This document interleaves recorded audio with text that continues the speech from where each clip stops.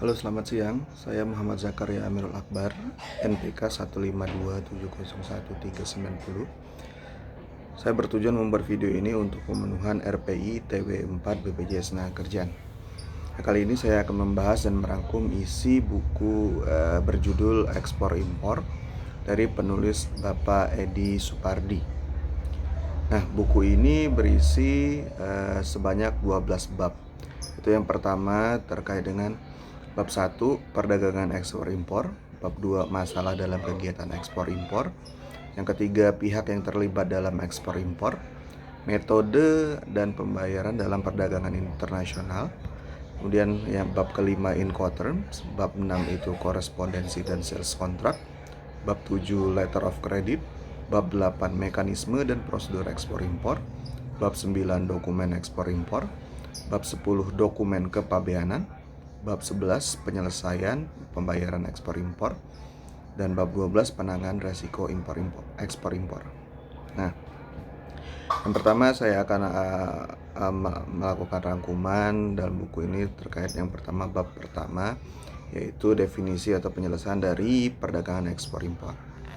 Nah, ekspor impor ini bisa dikenal dengan perdagangan internasional, merupakan kesepakatan bersama untuk melakukan kegiatan jual beli barang atau jasa yang dilakukan oleh suatu penduduk yang berbadan hukum, biasanya PT perorangan, perusahaan, ataupun pemerintahan yang ada di dalam negeri atau kawasan pabean suatu negara dengan suatu penduduk di luar negeri dengan tujuan untuk memperoleh keuntungan dengan mengikuti semua peraturan yang berlaku di kedua negara.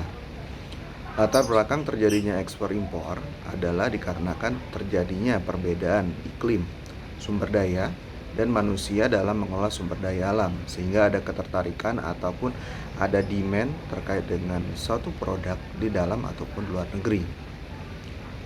Yang kedua itu kita bahas terkait dengan bab kedua, masalah dalam kegiatan ekspor impor.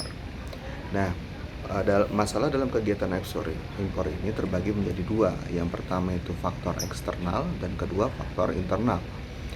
Faktor eksternal ini itu terdiri dari dua bagian besar. Yang pertama itu adalah kepercayaan ataupun trust issue. Nah, eksportir ataupun importir, penjual ataupun pembeli dalam suatu negara itu dikarenakan mereka tidak pernah terjadinya pertemuan karena perbedaan suatu lokasi wilayah, sehingga trust issue ini menjadi satu hal yang penting. Kemudian yang kedua terkait faktor eksternal adalah pemasaran. Artinya pihak yang memiliki barang, eksportir itu harus bisa melakukan pemasaran atau mengenalkan produknya dalam negeri ini ke luar negeri, sehingga pihak importir atau pihak pembeli dari luar negeri itu bisa tahu kualitas suatu komoditas. Yang kedua itu terkait dengan faktor internal. Faktor internal ini meliputi persiapan teknis, yaitu status badan usahanya bisa berupa PT, CV, ataupun perorangan. Kemudian izin usahanya terkait dengan dia ekspor ataupun impor. Kemudian pemahaman transaksi luar negeri, lalu pembiayaannya, kemudian persiapan barang, dan kebijakan dalam ekspor dan impor di dalam kedua negara tersebut. Nah, lanjut kita ke bab ketiga, yaitu terkait dengan pihak yang terlibat di dalam ekspor dan impor. Nah, di dalam kegiatan ekspor dan impor ini itu ada 9 pihak yang terlibat di dalamnya. Yang pertama adalah eksportir ataupun penjual itu sendiri. Itu adalah orang yang akan menyuplai barang dari suatu negara ke negara lain. Yang kedua adalah importir. Importir ini adalah pembeli yang tertarik dengan barang yang dijual oleh eksportir. Yang ketiga adalah pihak bank. Bank ini adalah orang yang pihak yang mengakomodasi transaksi jual beli antara eksportir dan importir. Yang keempat itu adalah maskapai.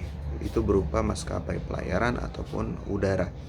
Jadi maskapai ini adalah transportasi yang dipilih oleh eksportir ataupun importir. Bisa berupa udara, berarti pengiriman komoditas dilakukan melalui pesawat, dan juga bisa dipilih kapal laut, itu berarti ke maskapai pelayaran. Kemudian pihak kelima yang terkait di dalam ekspor impor adalah surveyor. Artinya pihak importir ataupun pihak pembeli itu tidak serta-merta bisa langsung datang ke negara eksportir. Makanya diperlukan pihak surveyor yang menjamin barang yang dijual oleh eksportir itu sudah sesuai dengan spesifikasi dari importir. Kemudian yang keenam itu pihak yang terlibat adalah bea cukai dan pajak. Ini adalah kewajiban dari setiap eksportir ataupun importir untuk memenuhi bayaran pajak dan cukainya. Kemudian yang ketujuh adalah freight forwarding ataupun agent forwarding. Jadi pihak yang mengurus barang yang diterima itu diurus mulai dari penerimaan barang di pelayaran ataupun kargo sampai barang itu naik ke kapal ataupun ke pesawat. Kemudian 8 adalah kargo. Nah, kargo ini adalah pihak yang menyediakan tempat untuk menaruh komoditas yang akan dijual oleh eksportir sehingga sampai ke negara importir. Yang kesembilan adalah transportation atau tracking. Ini adalah pihak yang mengangkut barang dari pabrik si eksportir ataupun gudang eksportir hingga sampai ke kargo, sampai ke pelabuhan ataupun pelabuhan kapal ataupun pelabuhan udara. Itu adalah pihak yang terkait di dalam ekspor impor. Kemudian bab keempat itu terkait dengan metode pembayaran dalam perdagangan internasional. Nah, untuk metode pembayaran ini kita akan bahas ada 5 bagian yang bisa digunakan oleh eksportir dan importir dalam bertransaksi. Yang pertama itu adalah advance payment, artinya si pembeli importir itu sudah menaruh kepercayaan penuh kepada si eksportir. Artinya si importir melakukan transaksi langsung 100% pembayaran kepada eksportir untuk melakukan proses transaksi jual beli dan pengiriman barang. Yang kedua adalah metode pembayarannya open account. Open account ini adalah si kebalikan dari advance payment. Si eksportir menaruh kepercayaan penuh kepada importir sehingga barang yang dikirim kepada importir di negara tujuannya itu belum dilakukan pembayaran sampai dengan barang itu sampai ke lokasi. Kemudian yang ketiga adalah collection draft. Collection draft ini adalah sistem titip jual. Artinya si penjual ataupun si eksportir itu menitip barangnya untuk dijualkan oleh importir. Jadi importir ini sendiri dia belum memiliki calon pembeli langsung di negaranya sehingga dia dititipkan terlebih dahulu. Ketika barang itu laku baru nanti transaksi pembayaran dilakukan ke eksportir. Nah, ini yang keempat itu adalah consignment. Consignment ini adalah si eksportir itu mengirimkan barang, sedangkan si pembeli akan melakukan pembayaran ketika barang itu sudah berada di atas kapal ataupun di pesawat. Yang terakhir 5 itu adalah letter of credit. Letter of credit ini menurut kami adalah metode pembayaran yang paling aman untuk kedua belah pihak, baik itu pembeli ataupun penjual. Nah, letter of credit ini akan kita bahas penuh di bab selanjutnya. Ini akan kita lompati terlebih dahulu. Kemudian bab kelima terkait dengan Incoterms. Apa sih Incoterms ini? Incoterms ini adalah definisi transaksi penjualan yang diakui oleh internasional. Incoterms ini dibuat agar terhindar dari kesalahpahaman antara pihak yang terlibat dalam ekspor impor akibat perbedaan dalam praktik transaksi penjualan di negara penjual dan pembeli. Jadi ini adalah metode yang diakui dalam dunia internasional dalam penjualan dan pembelian ekspor impor. Nah, ada beberapa jenis Incoterm yang di sini akan kita bahas 3 yang paling sering digunakan dalam dunia ekspor impor. Yang pertama itu adalah ex-work. Ex-work ini adalah pihak penjual menentukan tempat pengambilan barang. Artinya pihak penjual itu tidak menanggung biaya apapun selain dari barang yang dijual. Jadi seluruh ongkos tracking, kemudian ongkos kargo, kemudian asuransi pengiriman itu semua ditanggung oleh penjual. Ini merupakan Incoterm yang cukup menguntungkan dari pihak penjual ataupun eksportir karena mereka jual putus. Kemudian yang kedua adalah FOB ataupun free on board. Free on board ini adalah penjual itu bertanggung jawab sampai barang itu dimuat di atas kapal. Artinya mulai dari produksi barang, kemudian yang kedua tracking ataupun ongkos dari pabrik menuju kapal, kemudian biaya-biaya yang terjadi ketika memuat barang di atas kapal itu semua ditanggung oleh penjual. Kemudian yang ketiga adalah CIF atau Cost and Insurance Freight. Nah, Cost and Insurance Freight ini adalah si penjual itu bertanggung jawab mulai dari produksi barang, tracking ke kargo, kemudian dokumen-dokumen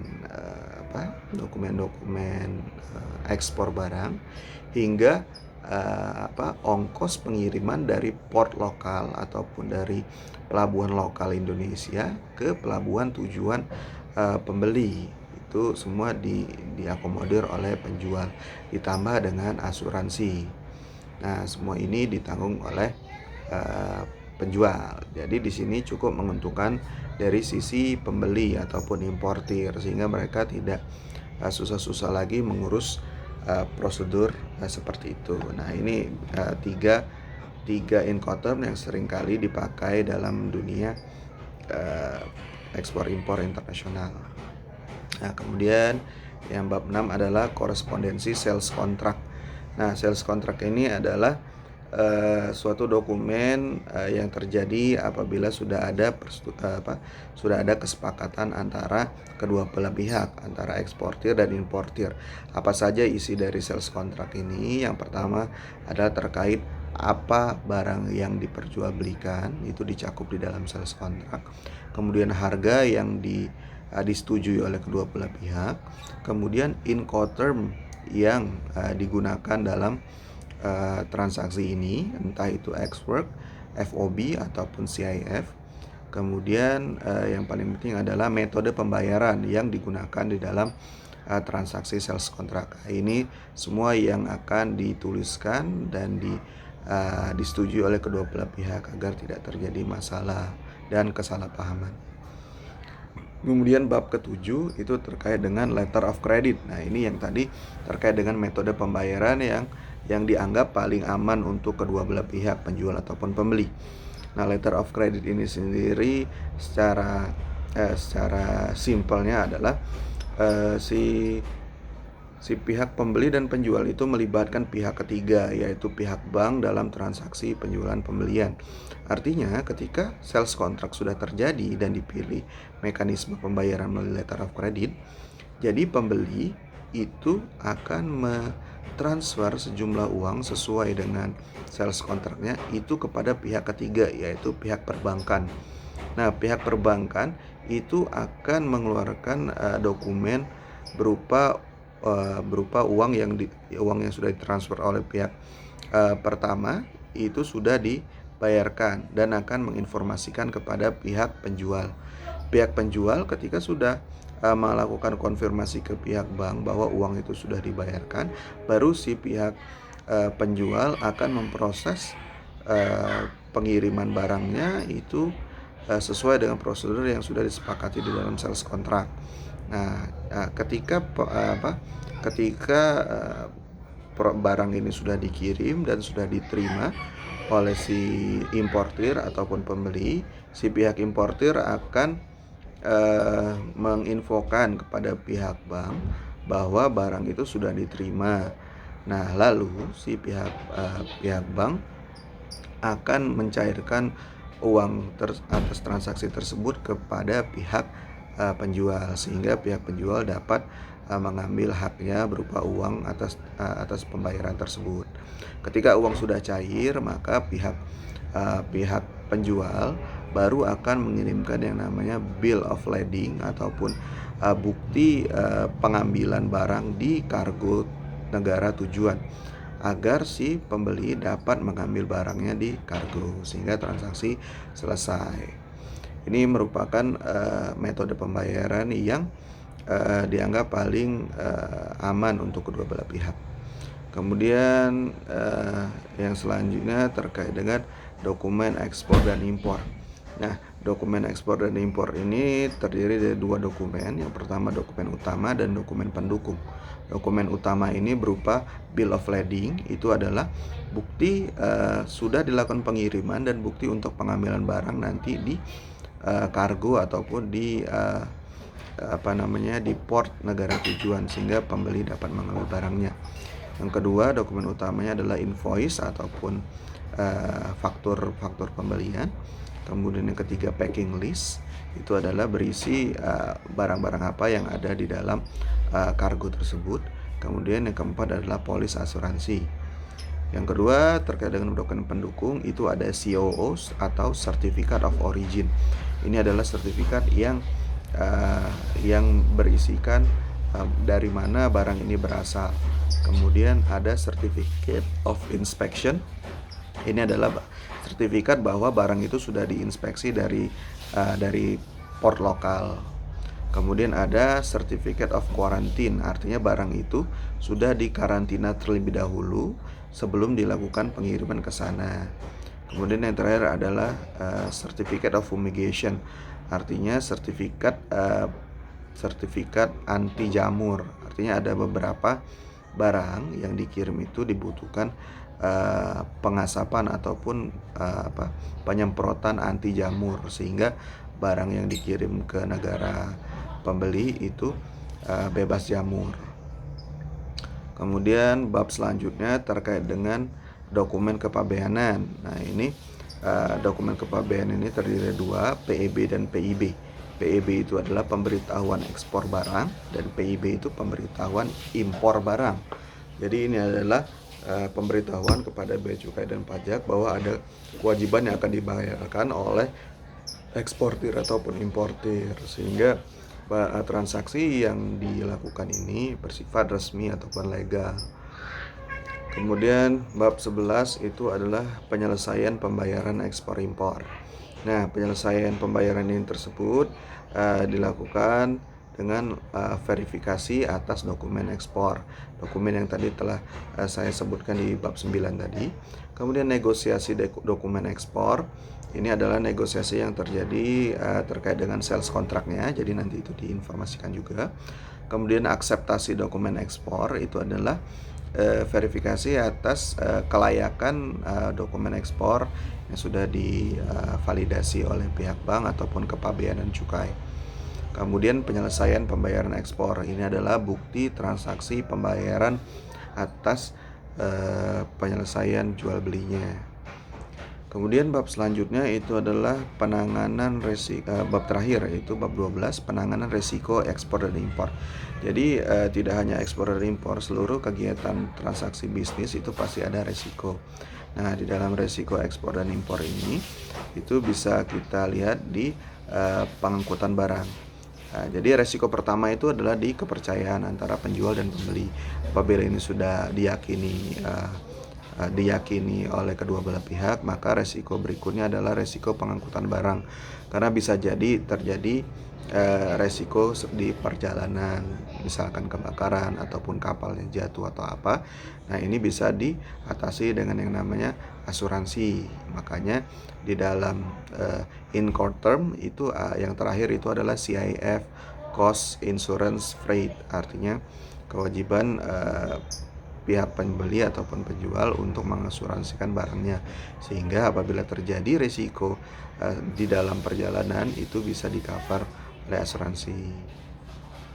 Nah, itulah beberapa rangkuman atas buku ekspor dan impor yang telah saya baca dan saya rangkum ke dalam kurang lebih 20 menit video ini. Saya rasa sudah cukup. Saya Muhammad Zakaria Abdul Akbar. Terima kasih dan selamat siang.